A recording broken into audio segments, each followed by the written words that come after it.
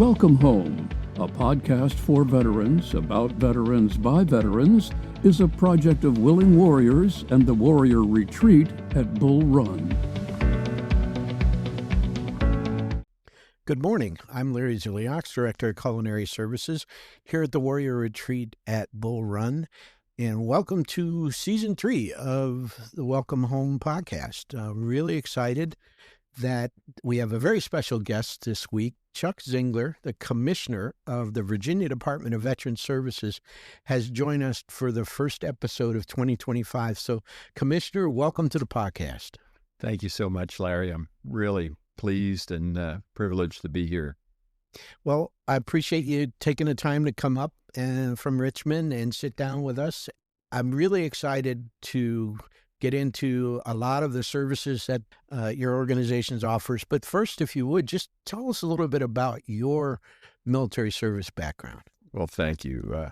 I enlisted in 1975, so a long time ago. Yeah. And it was something that was pretty common in my family. My dad, a Marine, Korean War era Marine, and kind of my idol going up, a football coach and a teacher. And so as I was looking to figure out where I was going to go to school and what I was going to do, his experience was this is a good place to kind of get yourself and your head together and start to build a plan. That translated eventually into going to the Naval Academy. Mm-hmm. Still curious as to where my journey was going to go, but once you got through the academy and into the service and working alongside really great leaders and then great partners and subordinates, and it became, a profession that I loved. Mm-hmm. And so I was an intelligence professional, and I kind of grew into operational support, whether it was special warfare people, whether it was targeting for aviators in conflicts. It was something I loved, and my hand was always raised to go to the next crisis. So from Beirut to Libya to Kosovo and Bosnia and Iraq and West Africa and East Africa was kind of a journey, but something that I loved and something that my family put up with. So, real quick, you entered the academy through the Navy. You weren't a Marine officer. No, Yeah. I chose, I was colorblind, so my choices were somewhat limited. Yeah, okay. And I considered the Marine Corps, I considered Supply Corps, but I had a hero at the academy who was chasing down downed aviators in Southeast Asia during the Vietnam conflict. And he became a mentor of mine while I was at Annapolis, and I was fortunate enough to have a selection, and that's what I chose to do. And like much in my life, that was a very fortunate selection, and it turned out better than maybe the plan was a plan, but it wound up better than I could have hoped. And so you leave the academy, you're in the Navy. What's your first duty station? So from the young kid that thought he was going to stay away from sea duty, I became probably the first member of my class to go to sea because our training was very limited. And I went to a squadron, an A7 squadron, getting ready to deploy. My first assignment was about 32 months. We were deployed about 25 of those months, 2 deployments, 2 sets of workups. And it was thrilling, and we had several operational missions to do, and you got to see it at the height, and that told me that I wanted to do more. Right, and you made it a career. Yeah, I don't think initially it was I want to do this and I want to find out what it's like. Yeah, I took hard jobs, and so I never had to worry about being bored. And kind of making a choice that you go to sea and then you go to shore and then you go back to sea. I found it fascinating, but mostly because you were never board. You sacrificed a lot. Mm-hmm. God knows that your family sacrifices a lot. For sure. But there was no question that you were doing something that was important. You were learning, and it was stretching you. You were working with some of the most phenomenal leaders. And then you had a chance to build high-performing teams, which I think, whether you're in business, whether you're, running a school or a restaurant, it's never you.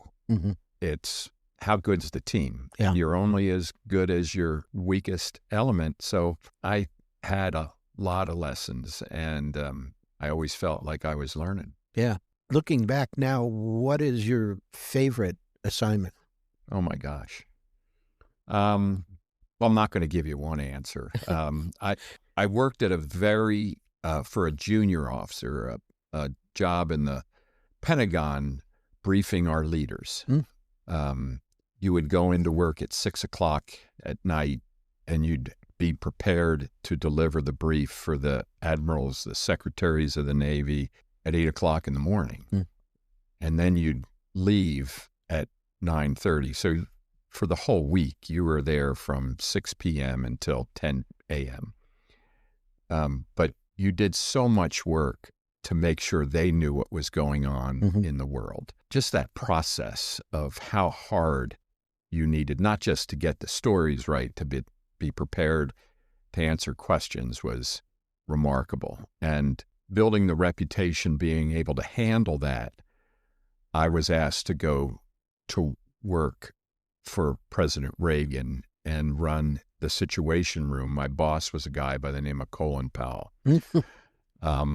Again, watching what goes on at that level was also humbling, and the pressure was never be unprepared. But in the end, the most challenging and maybe rewarding jobs was being away from the flagpole, where it's you. You don't have 1,000 leaders to get it right. You're on the edge with people on the ground, or people on a ship, or people in a command center trying to get dozens of things right every day and do well for the men and women that were on the front lines. More than protecting our country, but giving the opportunity for liberty in the places where nasty things are happening. And I think those, to me, were fulfilling. But when I think through my career and the things that kind of still make the hair stand up on my arm, was when our sailors and soldiers would go out on liberty, and before they went out at night to have fun, they would build a roof on a senior living home or a dilapidated church. They'd reface the side of a building or pick out weeds. Or when we took a band into ports on the USS Iowa, which is significant to World War II, where Stalin and Roosevelt and Churchill had, and the songs for those from that era, they would play, and people would walk onto that ship with tears in their eyes, knowing that those American soldiers and sailors and Marines and airmen earned them freedom.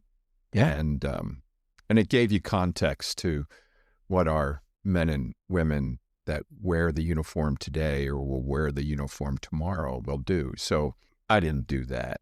The hundreds of people that walk through your doors, or that walk in the streets, or maybe have found poor luck or misfortune and are sitting out with a cup on a corner, they all represent the men and women that earned us those kind of liberties and freedoms. Sure. So how many years were you in? 75 through 2007. Oh, okay. So 31 in a few months. Wow. Oh. But some of that was school and other things. But I spent a lot of time and now get to serve those that serve. Yeah. It's a real privilege. So you come out, you're in the private sector for a while. Yeah. And then you get a call from Governor Youngkin. From his team, yeah. And what's that like? A surprise. You never know what's going to happen, right? It's one of the great things in this country, whether you serve or you don't, that there's just so much going on, and we all are living in our own stovepipe, right? And so I didn't know what the Department of Veteran Services in each of our states really did. We know about the VA. Mm-hmm. And his team first did the interviews, and the most remarkable part about meeting the secretaries of administration or of our security secretary here in Virginia, or the secretary for Veterans and Defense Affairs, and all those reminded me a lot of the Reagan administration, where their attitude was remarkable, their enthusiasm, their energy. Mm. In every business that you know, when you see people that are that energetic and they look at every problem as a challenge, not with disdain or frustration, or you can do almost anything. Sure. This country has been all about that. So the first thing I saw was that the team, not even knowing the job, it was kind of group that I thought would be exciting to be a part of. Yeah. And then I met with our governor a week before I was to show up for the final interview. And not surprising, he's more than impressive. Mm-hmm. He's aspirational. He's better as the task gets harder. Mm-hmm. We walked in to have breakfast very, very early in the morning in a hotel, and he said, "This is the first time I've walked through the front door." And I kind of was, and he said, "Because I usually go through the back door, through the kitchen door, because that's where you find the veterans. They don't walk into hotels like this through the front door. They're working." And I thought that was an interesting way to introduce what he's about. Mm-hmm. And I haven't been disappointed yet. Every time you see him, it's a hard job. I don't know what those days are like, but I know he is very quick to pick up on needs and ways to solve problems. Mm-hmm. And when he gives you that kind of responsibility and the ability to find ways to build things that are great, that was the task. And I've been privileged now for a year to see if we can continue to get better. So you arrived for work, and what did you find was you thought at the time going to be the most challenging thing for you? That's a really good question. First of all, I had a great turnover. My predecessor was a remarkable soldier and leader who had a very different experience. He was severely injured in Iraq. And I learned a lot from him, but he was far better prepared for understanding what a veteran in despair really needed to get and how they were needed to be served by the VA or by the Department of Veteran Services here in the Commonwealth. And so I used that time to understand the organization and understand the mission. The biggest surprise happened late in January when I knew all the facts and figures. We have nearly 700,000 veterans here in Virginia. And if you count, the number of family members, over 1 million of their spouses or former spouses and children and survivors, we got a couple million worth of constituents. 1 in 3 know about us. Yeah. And the Department of Veteran Services in Virginia alone will celebrate its centennial in 3 years.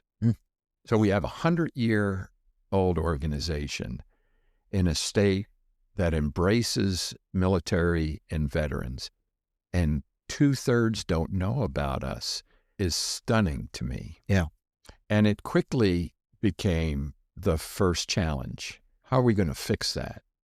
Or how are we going to become more well-known? And I'm sure that there are significant numbers of our veteran population, because we are givers, not takers, that say Chuck Zingler did not have a bad or a significant catastrophic incident. And I'm almost still whole, right? My aches and pains are easily tradable for 30 brilliant years of the joy that I had serving our country. But not everyone is like that. So get me out of the way. Take care of the others. Take care of somebody else first. And that's part of it. But I think there's also those that we made a promise, a contract. You serve, we're going to take care of your every need. Yeah. And the system is not perfect, like much in our country. And so there are people that become discouraged or maybe don't believe anymore. And so how do you reach through them, right? The people that raised their hand to go to Vietnam and were treated as poorly as they were for serving in that difficult time. And every one of these generations of veterans go through a very different experience, and not all of them are good. So I think the fact that every one of our veterans and family members is like a fingerprint. And we love to say here that we value veterans. And I think our state, if you look at us, 97 years of the Department of Veteran Services shows how much our legislators and our executives care about our veterans to now have this organization. And I have well over 1,000 people to deliver services throughout the various periods of a veteran's journey. Just shows how much we care, but we got so far to go. Yeah. And so that's kind of been my purpose is how do we continue to show our veterans how much we care? How do I continue to take a great organization of leaders and staff personnel, headquarters personnel, cemetery personnel, care centers personnel, transition for those in despair that give counseling and drug addiction services, and those that get claims done the way we do with the success that no other state has been able to do. How do we continue to lean forward to get better? Yeah. And so that, to me, is like any other business, right? Like any school, or you just can't do the same things you've always done, that you kind of find new ways and new ideas and find ways to team more. And I think coming out of COVID, where we all scattered to the wind, is also a challenge, is how do we find new ways to get better? And certainly I'm better by working shoulder to shoulder with the headquarters team or getting out to the veterans groups and the nearly 50 operating locations that I have across this great state. So do you find it's sort of a hybrid approach now coming out of COVID that's, with Zoom and all these other technological advances for communicating and it's not going to be quite the same as it was, but you could do sort of a hybrid approach to that. What's working for you? Well, the governor came aboard and started using this term for a gold standard digital hub. And it was very clear that he believed, without being a veteran, that this way of reaching people, which I'm a dinosaur. I'm not familiar with all the Instagrams and Facebooks and all the other different things. This is also a new experience. Yeah. It's not what you say, it's what people hear. And I would modify that. It's not what or how you talk, it's how people listen. Yeah. And so this technology that we're on today does reach people. And so outreach, which is such a big part of my challenge becomes a new way of doing business. We can't, this legislature and executive can't buy me enough people to go from reaching 1/3 of the veteran community to 2/3 or more. Yeah. You'll never be able to afford that many carbon units, as we say. Sure. So the Virginia Veterans Network, which is our new release of this gold standard digital hub, or this kind of technology, or finding ways to reach people where they go for information or knowledge. And so those ideas are everything for, finding the VFWs and the American Legion posts, or the community centers, or the churches, or the veterans bars that, where they go to meet. Because we are a community group. Those sailors and those airmen and those soldiers go find one another in places and where they share information. There's an E9 group that I go spend time with on the first Saturday in every month at a bar for a Saturday morning breakfast. It's not a bar event, but it is a community gathering of these great men and women. That's a great way to listen, learn, and then maybe to provide some information that is also new to them that they can spread to their community. So to your question, I think not Chuck Zingler, but our organization needs to continue to explore new ways to reach. And the real challenge here in Virginia is it's a very big state with very cultural differences. People don't realize how big this state is, how long it takes to drive from Northern Virginia down to Bristol, Virginia is 9 hours easily. The southwestern point, I have an office in a place called Big Stone Gap. Oh, yeah. Big Stone Gap is closer to 5 or 6 other state capitals than it is to Richmond, Virginia. Yeah. And their access to high-speed internet, or, the technology access that they might have is very different than in Arlington or in Virginia Beach.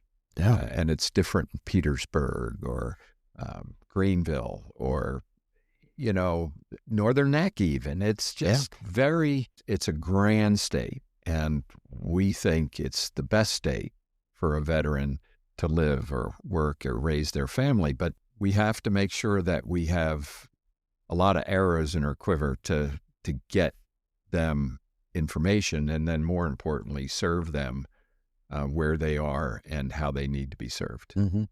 Well, I really think the Virginia Veterans Network is really going to be key to that, because if somebody has access to the internet, that's all they need.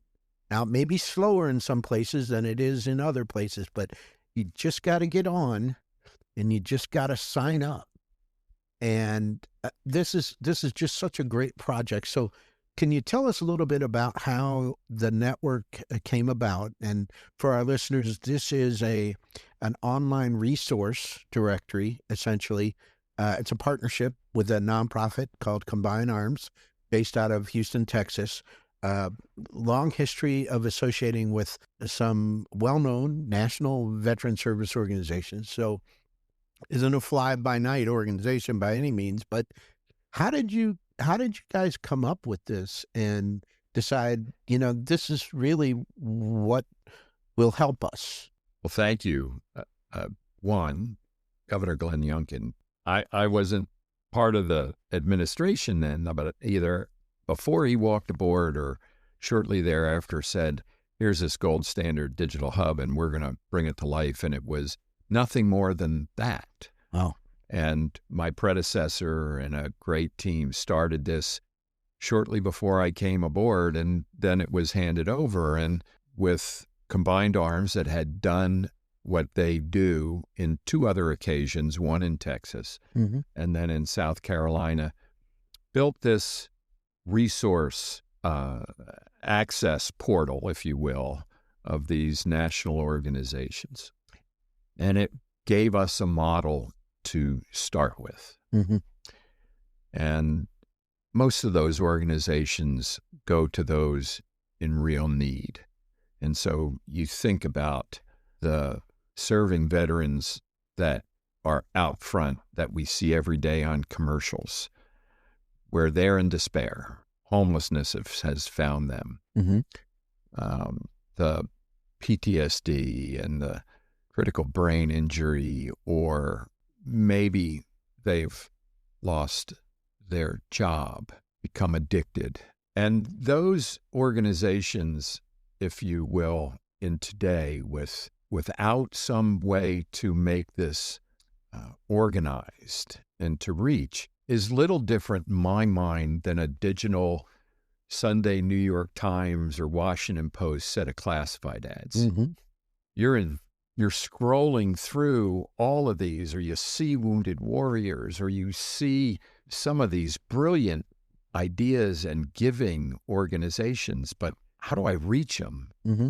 And is it the right fit for me? And so through Combined Arms and their portals in those two states, we feel that we had a start of getting national organizations, and now we partner with many of the statewide organizations that also deal with those despair services. Mm-hmm. And there are great organizations for senior veterans, and there are organizations today that want to give those senior veterans that maybe can't drive anymore access to ride share that can get them to an appointment. We now have in Virginia 6 community veteran engagement boards that we think we can soon bring them into this network. So you'll have national organizations, you'll have statewide organizations that will continue to grow.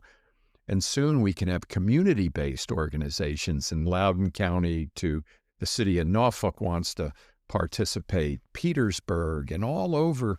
We'll have a horse blanket, if you will, of community veteran organizations that can go through the soup kitchens or the homeless shelters and the ride shares or the despair peer counseling services that can now give you many choices and hopefully not make it as difficult to figure out where I am. I mean, the number of great programs alone that deal with suicide and opioid addiction are more than a few, but the number of seats at any one time are finite. Mm-hmm. We have been doing a relationship course, a great course for those that for whatever reason are finding the stress of the separation through a marriage or coming home and now being stressed by trying to find a job starts fracturing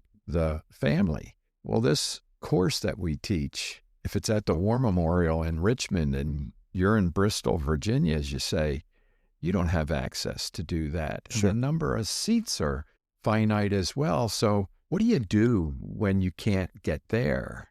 This technology allows us maybe to put that course on a TED Talks or a YouTube video, or how do you deal with something when you're waiting for that seat at that 27-week opioid addiction program to detoxify and to get well again? And we're very bullish that the opportunities that we can provide for the whole lifetime.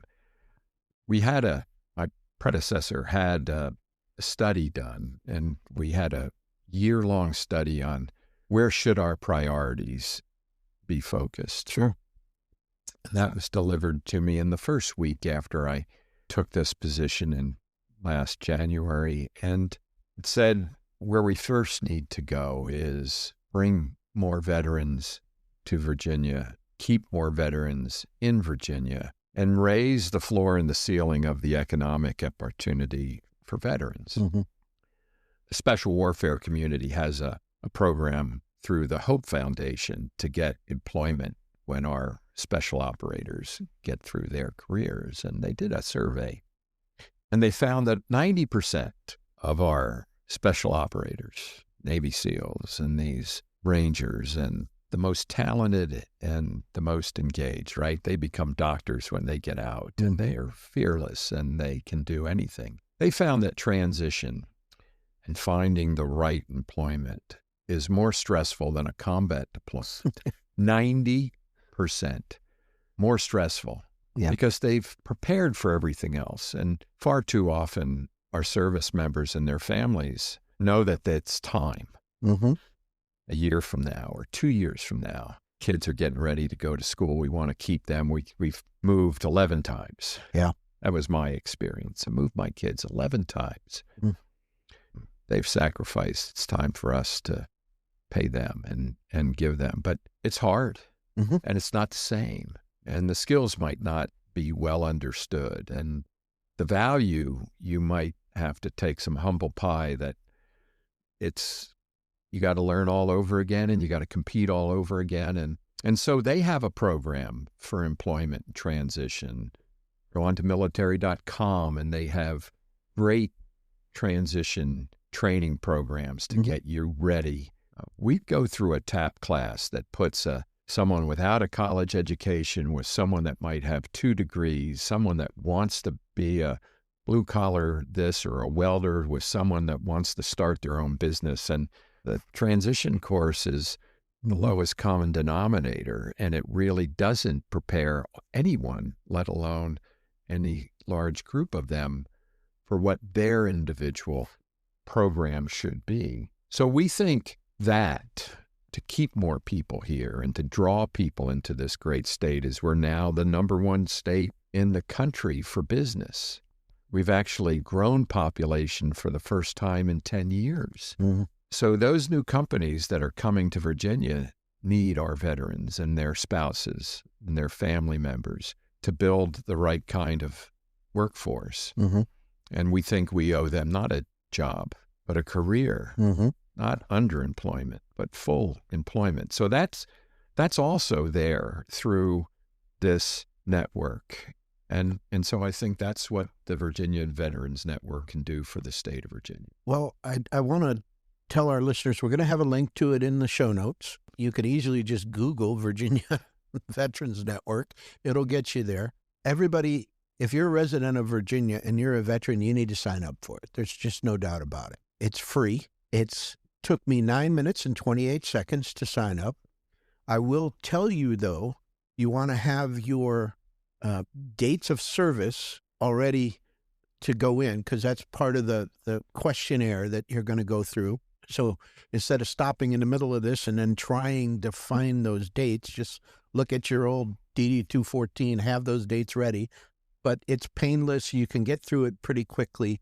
And it's a great resource directory. One of the things that's really special about it is that the resources are vetted and they are regional, and they're for the veteran in the sense that, there's a lot of directories out there that the one that comes to mind is National Resource Directory from the Defense Health Agency. And it has thousands and thousands of organizations listed. The problem with it is when I do a search for something locally, I get organizations for Iowa and Texas because when they entered their information, they fancied themselves national organizations, and then they come up in my search results. That's not going to happen here with the Virginia Veterans Network. You are going to get resources tailored to you. And what's great is you just don't get an address and a phone number. It connects you with that organization, and then that organization reaches out to you. And so I just think it's a novel approach to doing things. I think it's going to work better than pretty much anything else I've seen out there. And I really encourage listeners to sign up for it. Look, you might think you don't need these resources right now, and that might be true. But when you do need one, that's not the time to try and be signing up and figuring things out. Just take your time, do it now, and, tuck that username and password away for when you need it.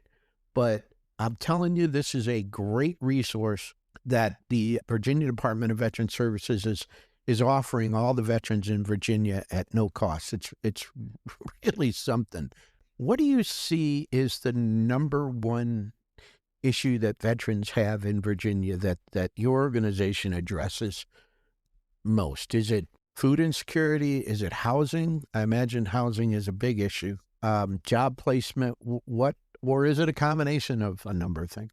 I think it is a combination. And first I want to thank you for your last piece about the importance here.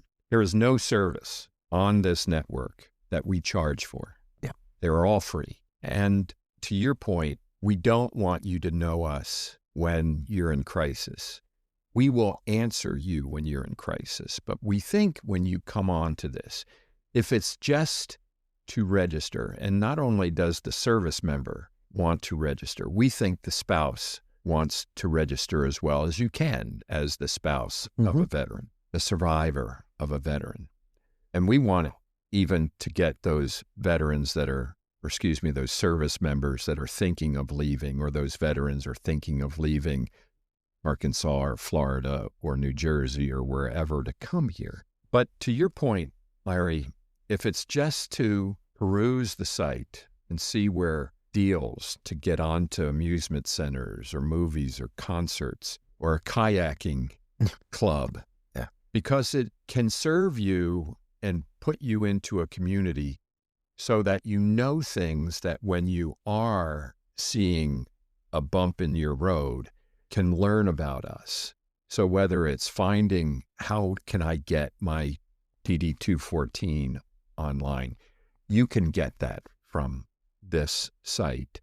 You can get what's the value of having a veteran status on my driver's license, and how do I get that? You can get that through our site. And so we want this to be a site that you and your family makes common practice of. But what do they need? Absolutely. In crisis, it's late and they need food stability, or they have a family member that's met crisis. That's critical. When I go to all the base commanders, and there's a conference quarterly that we attend, childcare. With the economy the way it was, the rise in rental or housing costs, the importance for a two-parent family to both have employment has become more significant. They can't if there's no childcare. A single-parent family, these things are terribly critical. When I went to the last conference of our base commanders, the average waiting list for childcare in and around our bases is between 300 and 400. So we would like to make that an entrepreneurial priority, where we can find a new childcare profession where we can train and then let them get out into the communities. And we understand it's not solely a veteran issue. But boy, if we could put those around where veterans know where they can access childcare services, where we can get licensure for people moving into the state that have had that background, and we can turn that into a growing area of service, that we'd be able to do that. And those are some of the big problems that we have to solve. So when you're looking, there's still a big need to re-adjudicate benefits claims that have not been supported, and we have lawyers to do that. We can make this accessible to them through the Virginia Veterans Network. We've talked about those despair services and access to these state national resources. And I think still the employment transition piece is really big, because they don't start early enough. Well, again, listeners, all the contact information is going to be in the show notes. One last question, and it really has to do with our local veterans here in the Northern Virginia area, but what's up with the Puller Center? Well, we think we're on a glide slope to finish this, right? I I've been there many times, and I've met with the team that manages it from the government standpoint, and I've met with the contractors that have been in. As transparent as I can be, COVID hit it hard, and the finding a bevy of qualified contractors that had a full workforce was not the best to any industry, but especially to building contractors at that time. Yeah. So I think the deck was stacked against a contractor, and perhaps they didn't have all the talent, both quantity and quality. As they competed for subcontractors, they'd have one choice, not four choices. Not an excuse. And when I first came on board and we started visiting, it was a series of excuses, of not wonderful stories.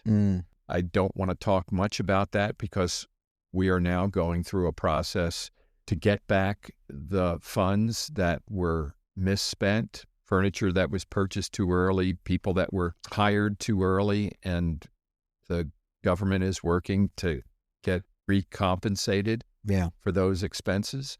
We do know that they're in the final stage of finishing now. We expect to take over for that in the late spring, is if things work out. Then we'll have to go through getting all the equipment and the rehab equipment, the beds and everything furnished and the staff trained. And like our new center that opened last December in Virginia Beach, you'll go through growing, get an inspection, making sure that we're delivering services, then getting certified for the various Medicare, Medicaid. So we think in the summer and fall, you'll see this place come to life. We will celebrate it. Haven't been to all of our care centers. They are remarkable. And we're excited for the opening of Puller and Fauquier and Loudoun, and the rest of Northern Virginia will be proud. It's about time. And we understand why everyone is disappointed that we didn't have it when we needed it. But I think that'll be quickly overcome by, wow, it's here, and we're happy it's here. And those veterans and family members will be well served by a world-class care center, memory care center, and rehab center here in Northern Virginia. Yeah, it's a beautiful looking building from the outside, and I could sense that the problems were on the inside. Oh yeah. Yeah. But I'm really looking forward to the ribbon cutting so I can go pick out my room. But well, that's great news. So I think we could look for that in 2025 for sure. That'd be great. Before the year's over, we're gonna celebrate, and I'll look forward to showing you where perhaps your room could be. Okay, great. Well, listen, Commissioner, thank you so much for joining us today. I really, really appreciate it. Thank you so much. I'm proud to be here. Just for your audience, I'll tell them dvs.virginia.com, or .gov is our website. You can reach me at commissioner@dvs.virginia.gov or Chuck.Zingler. Just contact us. Yeah. Tell us what we can do better. Tell me where your needs are, and tell me what we need to do to help you and your family in the future. Well, great. And for our listeners, we will have another episode next Monday morning at 0500. Do you have any questions or suggestions? You can reach us at podcast@willingwarriors.org. Until then, thanks for listening. The Welcome Home podcast is brought to you by Willing Warriors, a nonprofit organization serving active duty service members and veterans since 2012. To learn more, please visit our webpage at willingwarriors.org.